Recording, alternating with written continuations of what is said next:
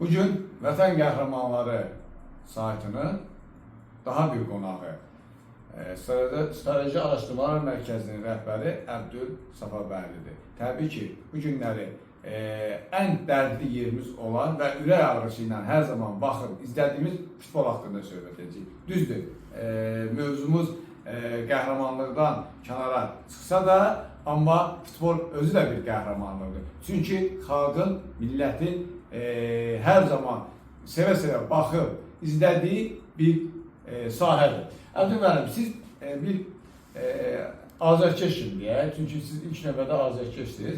Azərkeş kimi və futbol mütəxəssisi kimi bu günləri futbolumuzun hansı vəziyyətdə olması və bu vəziyyətdən çıxış yolu deyə, yəni ildırım sürəti ilə çıxış yolunu nələ görürsünüz? Bəli. Yaxşı dediniz. Məsələ burasındadır ki, Azərbaycanın futbolunun indiki vəziyyəti nə qədər ürək ağrıdansa, bir o qədər də bizim Azərbaycan futbolunda paradoksiyal, ağla gəlməyən, təəccüblü, heyrətamiz məqamlar çoxdur.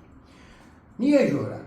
Məsələ burasındadır ki, 92-ci ildə Azərbaycan futbolu ki müstəqil olub, o vaxtdan bəri 93-cü ildə ikinci dəfə hakimiyyət başına gələn Ulu Öndər Heydər Əliyev həm idmana, həm futbola xüsusi qayğı, kömək, diqqət göstərir. 2003-cü ildə də Ulu Öndərin davamçısı İlham Əliyev cənabları prezidentdir və onun vaxtında Azərbaycan kiçik bir ölkədən, tanınmaz ölkədən gəlib dünya miqyasında idman ölkəsinə çevrilib. Və belə bir dövlətdə idmanın şahı olan futbol gərək əslində il-ildən uğurlar qazanaydı, yeni müvəffəqiyyətlərimiz görünəydi. Bunun əvəzinə özünüz də görürsünüz ki, futbolumuz elə bir hansı bir sehirli çubuğun müşayiəti ilə hər il geri gedir.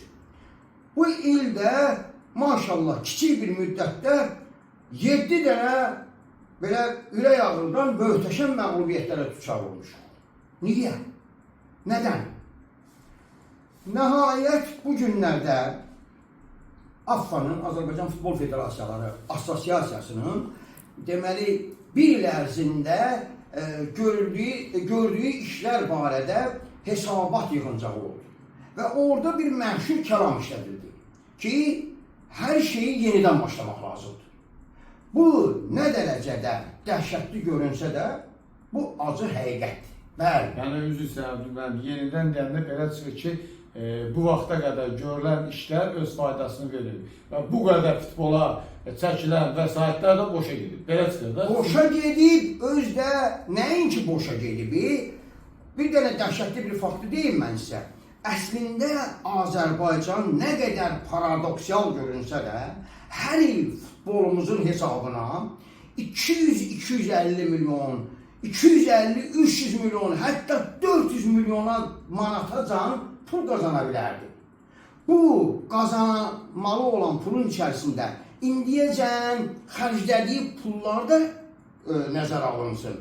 Həm də qazana biləcəyi pullar nəzərə alınanda bu qədər fantastik rəqəmlər real görsənir ki, Azərbaycan bu qədər pulu qazana bilərdi. Niyə görə? Bəlkə də başqa dövlətdə yox. Məsələn, qonşularımız olan Gürcüstanda, Ermənistanda, nə bilim, Rusiyada bəlkə də qazana bilməzlər. Amma bizim Azərbaycanda kifayət qədər maliyyə ola-ola, ölkənin rəhbərinin futbola diqqəti, qayğısı, köməyi ola-ola və hər ildə demək olar ki, bütün şəhər mərkəzləri, rayon mərkəzlərimizdə, şəhərlərimizdə olimpiya mərkəzləri tikilir.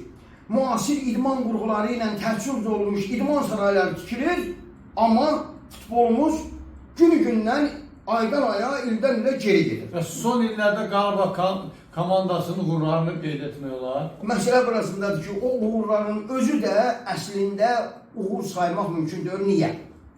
Məsələ burasındadır ki, mən sizə bir dənə bir məsələ deyim.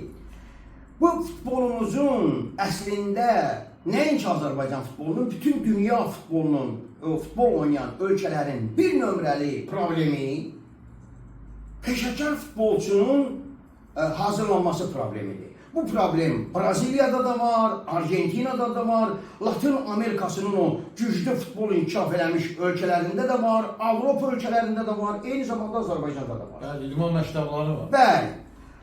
Amma bu futbolçu hazırlığı məsələsi, məsələn, Latin Amerikasında bir cür hazırlanır, Avropada bir cür hazırlanır. Latin Amerikası ölkələrində, məsələn, Braziliyada, Argentinada, Uruguayda və s. ölkələrdə peşəkar futbolçu xüsusi olaraq dövlətin hansısa strukturaları tərəfindən hazırlanır. Əbdül Səfərbəyli peşəkar futbolçuların yetişdirilməsi üçün Azərbaycan dövlətində yetişdirilməsi üçün hansı şərtlər lazımdır? Əbdül Səfərbəyli və bu necə baş verə bilər? Deyim. Məsələ burasındadır ki, Braziliyada, Argentinada bu futbolçu hazırlanmır. Çünki orada minbir şərait var ki, peşəkar, peşəkar futbolçu özünü hazırlayır. Bilirsən necə? Məsələ burasındadır ki, orada güclü rəqabət var və güclü minbir şərait var. Necə? Əksər peşəkar futbolçuların hamısı kasıb ailədən çıxır və bunlar səhər Pele, Maradona'nın özünün danışdığı kimi səhərdən bunlar bir çörək yeyib qaçırlar futbol oynamağa və axşam gün batanacan bunlar futbol oynayırlar və ildən ilə bunların oynadığı futbolu bunlar cilalayırlar, bunlar get-gedə yetişirlər. 11-12 yaşında bunlar artıq futbolda necə deyərlər, sehirbazlıq edirlər. Necə ki, oradan Pele çıxıb, Maradona çıxıb, dünyanın ən məşhur futbolçuları Argentinadan, Braziliyadan bunlar artıq cilalanırlar. Bunların da təhsili, məktəb təhsili məsələsi yoxdur. Yoxdur. Küçədən gəlmiş. Hə, birbaşa küçədən gedirlər, futbol oynayırlar. Özləri də bilirlər ki, bizim al günə çıxmağımızın yeganə yolu futboldur. Özü də bu futboldan 1000 manatlar qazanmırlar, 100 minlər qazanmırlar. Bunlar milyonlar qazanırlar. Ona görə niyə lazım oxumaq? O da getdi futbola. Avropada isə belə deyil. Avropada məxsusi olaraq seçilir uşaqlar, perspektiv, necə ümid verici futbolçular, yəni bir 10-11 yaşından seçilir, gətirilir akademiyalara. Hər peşəkar futbol klubunun özünün akademiyası var və orada hər cür şərait yaradılır ki, peşəkar futbolçu yetişdirilsin. Və bundan sonra özünün komandasına da daxil edir, həm də transfer edir başqa komandalara. Bizdə maneçiliyi Bizdə isə nədir? Bizdə hər iki üsuldan istifadə olunur. Gör bizim necə deyərlər, bəxtimizə bax. Həm seçilib, özünü yetişdirən futbolçuları dəvət edirlər.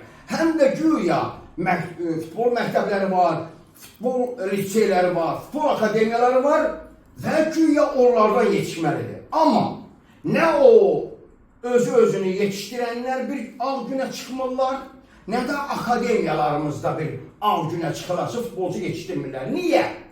Çünki həmin o futbol məktəblərinin, futbol liseylərinin, futbol akademiyalarının heç birinin nə nizamnaməsində, əsasnaməsində yazılmır, nə də rəsmi olaraq demirlər ki, biz peşəkar futbolcu hazırlamaqla məşğuluq. Bu nə üçündür belə? Çünki tutaq ki, hər il bir 50 nəfər tutaq ki, futbol akademiyası götürür, bunları təlim məşqi ilə məşğul olmağa. Bu bir 5 il bunu təlim məşqi ilə məşğul olandan sonra, 5 ildən sonra həmin o götürdüyü 50 nəfərdən 3 nəfər, maksimum 4 nəfər peşəkar futbol klublarına daxil olur, qalanın bəs taleyi olur, onlar belə olur. Deməli, onlar istedadlı döyülmüş də. Aynen, siz bunu qəbul edəndə perspektiv futbolçular seçilmişdilər. Bunların həm fiziki cəhətdən göstəriciləri, yəni sürət, cəbdi, elastikli, tez bərpa olma və s. və s. Texnikası, taktikası əla idi. 5 il oxudu, bundan peşəkar futbolçu çıxmadı. Bu nətər olur? Çıxış yolu. Ay son. Mən ilk dəfə 15 il bundan əvvəl bunlara təklif elədim ki, deməli, tamamilə peşəkar futbolçunun hər cəhətdən hazırlayan bir dənə nümunəvi futbol akademiyası hazırlansın. Bizdə yoxdur akademiya. Yoxdur elə bir şey. Bizdə futbol akademiyaları var. Hər peşəkar futbol klubunun rəsmi olaraq peşəkar futbolçu güya hazırlayan akademiyası olmalıdır və bunlar məşğuldurlar. Qarabağın da var, Neftçinin de var, o bizim peşəkar futbol liqasında iştirak edən komandaların hər birisinin varıdır. Amma deyəndə ki, abalam, bunlar niyə görə yetişmirlər? Onlar məşğul olurlar da. Dərinə gedəndə məlum olur ki, bunlar ancaq təlim məşqlə məşğuldurlar. Futbolun öyrənməsi məşq. Təlim məşq, təlim məşq. 1 il, 5 il, 15 il. Elə istəyirsən belə. Və nəticədə də bunlardan 2-3 nəfər güya adı çıxsa, bu bunlar üçün böyük nəticədir. Və mən bunların içinə gedib öyrənmişəm. Məlum olur ki, bunlar əslində dərnək prinsipində həftədə 4 dəfə, 3 dəfə, bəziləri 5 dəfə həmin təlimlə məşğul olurlar, məşq edirlər və bunun adı da olur dərnək. Gündə yəni 1 saat, yarım, 2 saat məşq edirlər. Bununla premaradan olmaq olar. Mümkün olan şeydir. Deməli, mən İdman Akademiyasında oxuyanda, 2-ci ali təhsil kimi, orada mənim dərsliğimdə göstərmişlər ki, 5 istiqamət üzrə hazırlıq var. Fiziki hazırlıq, texniki, taktiki, nəzəri bilimlər və psixoloji hazırlıq. Mən orada müəllimlərimə dedim ki, ən azı 7 hazırlıq növü var. Bunun ikisini də mən əlavə elədim. İzah elədim, mənimdə də əla. İndi hal-hazırda mən afya vermişəm, 10 istiqamətdə ən azı hazırlıq növü olmalıdır ki, bunlar üzrə bu hazırlananda doğrudan da sabah bir gün Avropa komandalar desinlər ki, sizin o Abbasdır, Xəlildir, Mənbərdir, Qəfərdir, onlardan göndərir. İndiki momentdə isə bizim futbolçuların heç birisi 45 dəqiqə oynayandan sonra elə bir ki, üzr istəyirəm, motor dağılır. Belə çıxır ki, biz yaxın gələcəkdə də hələ Azərbaycanda peşəkar futbolçular görməyəcəyik. Əgər belə geçsəydi, amma şükürlər olsun ki, AFFA'nın təzə rəhbərliyi gəlir. Və mən oradan cəhd elədim, düzdür, AFFA'nın prezidentini görə bilməmişəm, indiyəcəm, əyəqüstü görüşmüşəm, amma qəbul eləsin, mən ondan görüşüm mümkündür. Amma təzə baş katib gəlir, Cahangir Fərəzullayev. Mən ondan çox gözəl, yüksək səviyyədə söhbət elədim. Düzdür, o bəzi mənim dediklərimə şübhə ilə yanaşdı ki, Əbdülməlim, məsələn, həmin akademiyanın idman bazası necə yaradaq? Çünki bu, həddən artıq böyük maliyyə sərfiyyatı tələb edir. Bəli, bəs 40 milyon siz təkcə milli komandanın inkişafına verirsiniz. 40 milyonun 34 milyonu sərf olunub, amma heç bir nəticə yoxdur. Əksinə, əks nəticə var. Məğlubiyyətlər, maşallah. Bəs sən bunu futbol akademiyasına sərf eləyin, nümunəvi bir futbol akademiyası yaradaq, sonra ondan, həmin onun təcrübəsindən Gəncədə istifadə eləsin, Naxçıvanda istifadə eləsin, Lənkəranda istifadə eləsin. İndiki momentdə bütün infrastrukturlar Bakıda, bütün futbol veteranları, futbol xadimləri Bakıda, bütün necə imkanlar Bakıda, Gəncədə açmaq istəyirəm. Gəncə nə eləyəcək? Laf belə mən bilirəm, orada azarkeşlər də, yananlar da çoxdur. Ya Naxçıvan, ya Lənkəran. Nə eləyə bilər? Hamısı baxır ki, Bakıda nətər var, gedə öyrənər. Bakıda yaxın durur. Bakıda AFFA deyir ki, bizim peşəkar futbolçu hazırlayan strukturamız var da, bu deyim şeydir, adı nədir, AFFA'nın peşəkar futbol klublarının akademiyaları. Bunlar isə... Oradan nəticə verirlər. Onlar, yox, kişi nədən üstənin, qəti nəticə yoxdur və bu 32 ildir ki, çörtatı vurtatı. Və bunun da binasını qoyan, bilirsən kimdir? Fuad Musayev, o vaxt birinci AFFA prezidenti olanda, hələ bizim çempionatda 20 komanda varmış. Bizim hal-hazırda sağ olan bir nəfər idman futbol xadimi gelib ona yaxınlaşır ki, ay Fuad müəllim, axı bu qədər futbolçunu, peşəkar futbolçunu hazırlayan bir akademiya lazımdır. Sözün əsl mənasında akademiya, yox, əldə qayırma yox. Bu da qayıdır ki, sən nə danışsan, mən 4-5 il, 5-6 il gözləyim ki, onlar nə vaxtsa onu hazırlayacaqlar. Mən indi bu dəqiqə legioner çağırıram, bunlarla bir yerdə oynayacağam və bunlardan bir-birinə baxıb bizimkilər güya dərs götürəcəklər.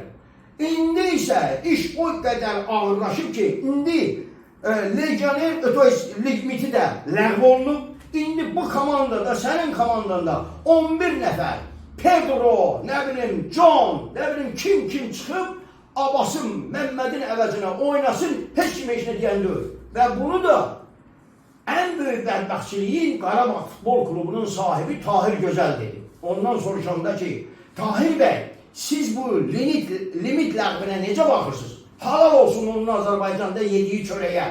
O qayıtdı ki, mən bir tərəfdən buna sevinirəm, bu limitin ləğvinə, bir tərəfdən üzülürəm. Sevinirəm ona görə ki, mənim pulumla gedib xaricdən nə qədər legioner gətirərəm, məsələni bir dəfəyə həll edərəm. Yəni istənilən komandanı udaram.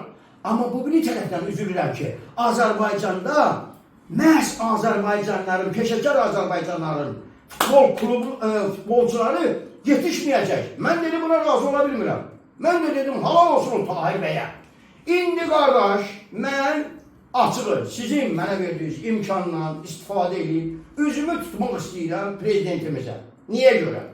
Şəxsən bizim prezidentimiz o Qarabağ problemini necə ki dəmir yumruqla həll elədi, böyük səbir müqabilində, indi də mən üzümü tuturam bütün futbol həvəskarlarının, bütün futbol azərkeşlərinin, futbol dəlilərinin, yanğı çəkən Azərbaycanlıların adından ki, möhtərəm prezidentimiz, əgər siz şəxsən bu məsələyə müdaxilə eləməsəniz, bu məsələ hələ uzun illərdə belə, elə necə deyərlər, bitər orasını düzəldək, bitər bütərəsini düzəldək və növbəti biabırçı məğlubiyyətlərə düçar olaq. Şəxsən mən prezidentimizin özünün müdaxiləsi gözləyirəm ki, nəhayət bu peşəkar futbolçu hazırlayan akademiya yaradılsın. Onu da hazırlamaq çox elə çətin də görək.